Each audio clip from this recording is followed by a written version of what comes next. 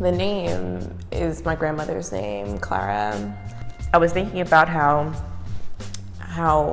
I wanted the gallery to be something that brings people together.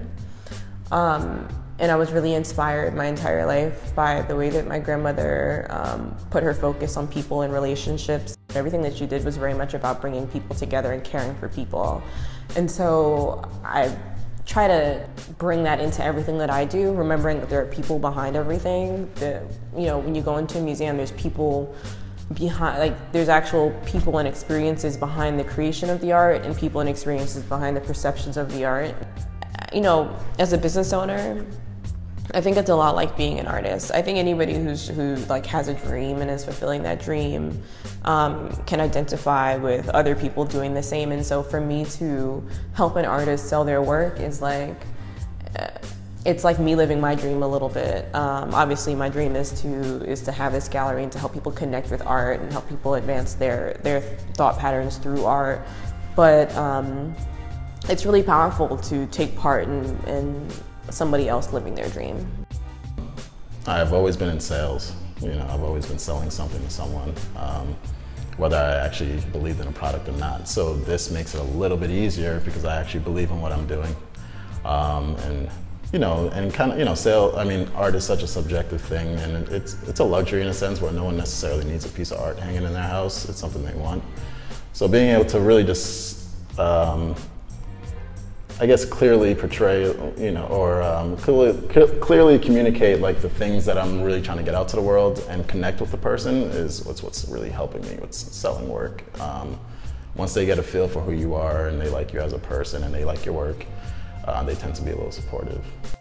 Obviously we have to sell our work, and it's a tough thing. Like, the hardest thing to do is sell a painting. But I also find that with our audiences that we connect with, it's also really important for me that everybody can have art. Not just the rich people who can buy a $5,000 painting. You know, I have these young girls who look up to me, they want to have a painting. I'm like, you know what? Here's a $50 painting. You know, you want everybody to be able to have it, and that's important too. And as artists, that's what we have to do. We have to have all our seeds in everywhere. You know, it's funny, people say, I mean, I don't know how true it is, but you know, people like myself and you may be leading the whole gentrification thing in a sense where wherever the art goes, it tends to be where these developers feel like would be a great place to build. And you know, I think if we continue to stay in tune with the community, we can kind of counteract that.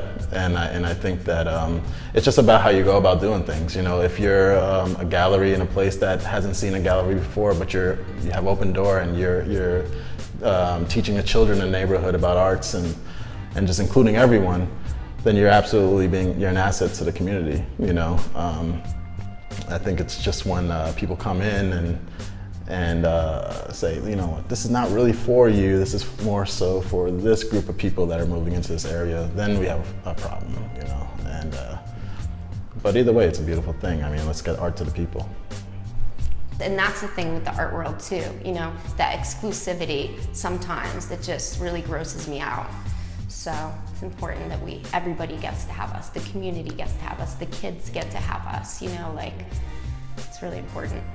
You know, I don't think that opening a gallery is going to like solve all the world's problems, but I hope that this can be a space where people are able to sort of open their mind and experience new perspectives on things they may have not really thought much about before or not fully thought about at all.